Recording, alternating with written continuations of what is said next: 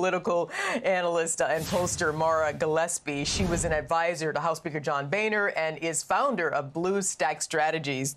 All right, Mara, I want to start here because, as we know, millions have already voted. The majority of Americans will vote in 3 days. So I'm just wondering, do you think some of these late campaign controversies that have cropped up will play a role in people's final decision?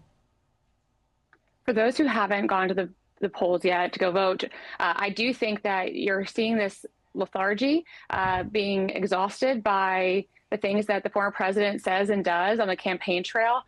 So I think when you're talking about who's still undecided, I do believe a large portion of that is the Republican moderates who are, maybe they were Nikki Haley voters and haven't really felt like the former president has reached out to them to really consider their vote. And so, yes, I do think that being exhausted, which many people are, as we get down to the very final days here of the election, they're exhausted by the rhetoric. They're exhausted by the lack of policy discussion, the issues that are really important to them as voters, but as people in this country and who want to help their families get ahead. And so I do think it will weigh on them because the reality is, as a Republican, any voter, you don't have to vote a straight down party line. There is split ticket options. There's also a write-in option. And I think that if more people are going in there feeling as though they don't want to give their vote to someone who doesn't deserve it, they may choose to use the write-in option and or not vote for the former president.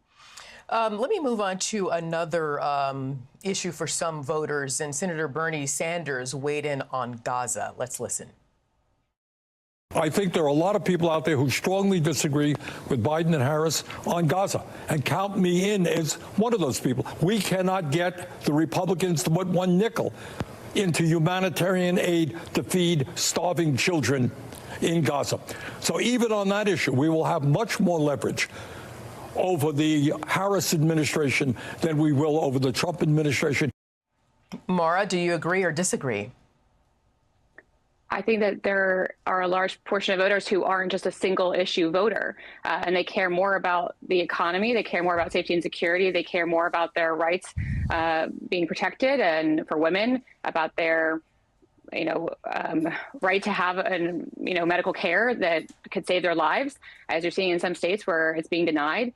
So I think that there's more than just one issue for voters, and that's both in the Republican Party and the Democratic Party. So to look at it as a monolith is probably a disservice to the individual voters contemplating all these decisions, all these issues as they go in to vote on Tuesday. Understood. And meanwhile, listen, no one has a definitive answer at this point, but what is your assessment of early voting trends? The early voting trends, I'm encouraged by how many new voters we have registered. I'm hoping that all those who are newly voting in this election will also come out and vote in the primary. I think that something that you and I have talked about several times is my concern over, turnout. And so I'm thrilled to see that there has been such a good turnout here so far. But I wish there was more in the primary so that we would have better choices. What I'm largely hearing either from early voters or people who are still undecided going into Tuesday is not liking either choice and or being afraid of either choice. So should the other side win? Should the other side win? They're afraid.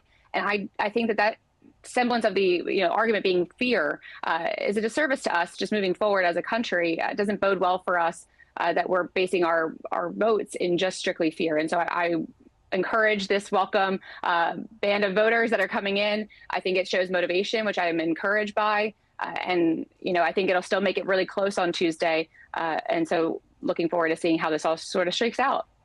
And perhaps your answer that you just gave is the answer to my next question, which is, there's one question that seems to perplex many Americans, and that is, why is this race so close?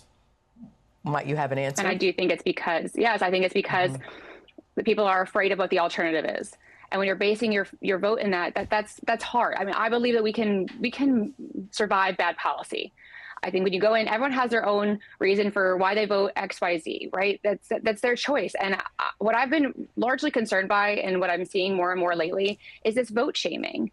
I don't think that's a productive use of our time when we're trying to encourage more people to be involved and to exercise their right to vote. It's a right that was sacrificed by millions of brave Americans who sacrificed their lives and their service to this country to make sure we had that right to vote. And if you don't like either choice, you are welcome to do a write-in. And I don't see how it's helpful to have this vote shaming that we're seeing so prevalent on both sides of the aisle. And I just wish that we would, again, embrace the fact that there are people who are truly afraid of what's to come. And I think that this, hopefully moving forward, will not cause us to use fear as the main driver of our campaign rhetoric, our political rhetoric. I think that that's something that I'm going to focus on, and hope that others will do as well, in how we message policy stances, political views to the American people. Well, we're 3 days away, and it's very close, and we'll see what happens. And I'm not sure, we probably won't know Tuesday night, but we'll see how soon we will know. Pollster and political analyst Maura Gillespie, as always, thank you so much for joining us.